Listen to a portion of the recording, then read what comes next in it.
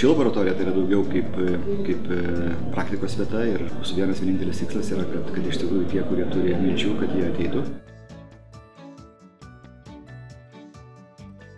Vienas iš mūsų fakulteto tokių strateginių pagrindinių uždavinių yra kuo glaudžiau bendradarbiauti su verslu. Turim daug puikių, gerų studentų ir galės rašyti savo baigiamuosius darbus labiau pritaikytus verslui ir gauti už tai ir atlygį. Ši aplikacija kol kas yra tik demo versijoje, tai yra nustato vietą, tačiau vėliau, kuo užsiims Lukas, padės apskaičiuoti, kiek kainuoja vidutinis nekilnojamo turto objektas aplinkui tave.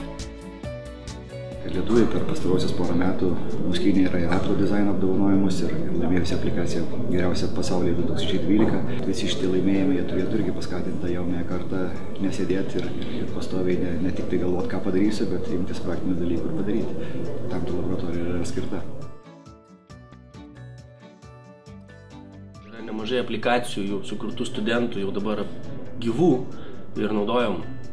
Aš pats turiu keletą, kurios labai paprastos, bet padeda labai efektyvesniam gyvenime. Todėl aš esu užtikrintas, kad šita platforma, kurią mes sukūrėm kartu su Omnitel ir Vilniaus universitetu, padės tai padaryti žymiai didesniu kiekiu, žymiai greičiau ir žymiai efektyviau ir kokybiškiau.